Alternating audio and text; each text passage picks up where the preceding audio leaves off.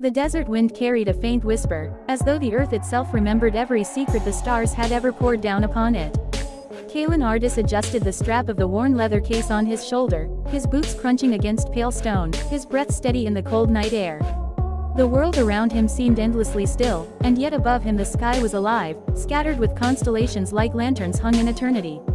To Kaelen, each star was a fact, a point of data, a coordinate to be measured, understood, and pinned into the map of human knowledge. He had spent his life studying them, calculations scribbled across endless pages, nights bent over telescopes, eyes that had grown accustomed to the darkness more than daylight. And yet, for all the countless stars he had charted, for all the distances he had measured, there was still one celestial mystery that eluded him, the Blood Comet. A legend that had haunted astronomers for centuries, said to appear once in 1,000 years. Most dismissed it as myth, a trick of old tongues. But Kaelen did not believe in myths. He believed in proof. And proof required that he be here, in this barren desert, moving toward the abandoned observatory at the edge of the cliffs, where the horizon opened like a wound across the sky. He paused to rest, lifting his head upward. The night was so sharp and clear it almost hurt to look at it, as though the stars themselves might cut through the veil of his thoughts. Somewhere out there, he knew, the comet was drawing near. And yet, as he stared, Kaelen felt not triumph but an ache he could never quite silence. His brother's face flashed in his mind, Elion, the boy who once sat beside him under the stars, tracing constellations with childish wonder. The boy who drowned years ago while Kaelen studied, too consumed with his work to notice the current dragging him away. Guilt was a weight he carried heavier than the telescope strapped to his back.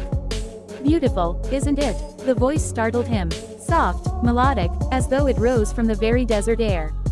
Kaelen turned sharply. Just a few paces away, a woman stood bathed in starlight. She seemed almost part of the landscape, long dark hair catching silver light, a pale shawl flowing about her shoulders like the ghost of a wave. She held a small canvas tucked under her arm, brushes clinking softly in a pouch at her side.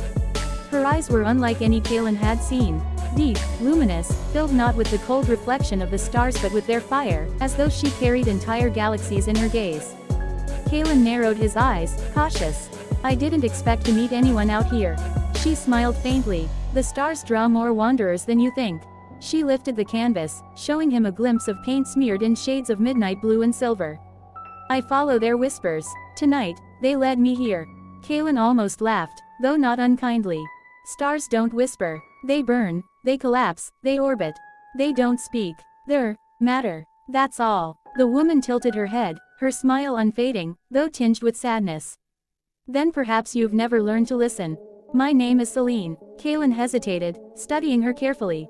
Kaelen, their eyes locked for a long moment, a strange silence passing between them, not empty, but charged, as though the night itself leaned closer to listen. Selene broke it first, glancing toward the horizon. You're here for the comet. Kaelen stiffened slightly. How do you know that? Because I am, too, she said simply, as though it were the most natural thing in the world. Her fingers brushed the canvas absently. It comes only once in 1,000 years. But not everyone sees it. You have to stand in the right place, at the right time, and open your heart to it. He frowned. You sound like one of the old storytellers. This comet isn't a prophecy. It's a celestial event, measurable, predictable, explainable. Selene's eyes softened, but she did not argue. Maybe so, but for me, it's more than numbers. I believe it carries truth. And she paused, a shadow flickering across her face. I need that truth. Kaelen wanted to dismiss her words, but something in the way she spoke, so quiet, so fragile, unsettled him. She wasn't simply chasing wonder. She was searching for something deeper, something desperate. They began to walk together toward the cliff path, the observatory rising faint in the distance, its dome like a broken skull against the stars. The silence between them was uneasy at first, but then Selene asked, do you ever feel like the stars are watching us? Kaelen gave a short laugh. No, they're balls of plasma burning millions of light years away. They're not watching anyone, and yet you've dedicated your life to them, she said gently. Her words pierced him more than he expected. He glanced at her, ready to respond, but stopped when he saw the way she was looking at the sky, eyes shining, lips parted, as though she were listening to a song no one else could hear. He looked away quickly, his chest tight. The path grew steeper, the rocks jagged, but Selene walked with surprising grace. Her shawl fluttered like a living thing, her footsteps light despite the rough ground. Kaelen noticed her breathing, though shallow, quick, as if each step demanded more of her strength than she allowed him to see. He opened his mouth to ask if she was all right, but she smiled at him before he could speak, as though she already knew his thought. When they reached the observatory, the air had grown colder, the night deepened into an ocean of darkness. The dome was cracked, its great telescope rusted and broken, but the view from the cliff stretched endlessly across the desert, horizon to horizon, a canvas of eternity. Selene set down her canvas and brushes, gazing upward. Kaelen unpacked his instruments, adjusting the smaller telescope he carried, hands steady despite the thrum of his pulse. For a while, they said nothing. Only the sound of the wind, the scrape of metal, the faint brush of Selene's hand across the canvas as she painted what she saw. The sky as more than points of light, but as living stories unfolding.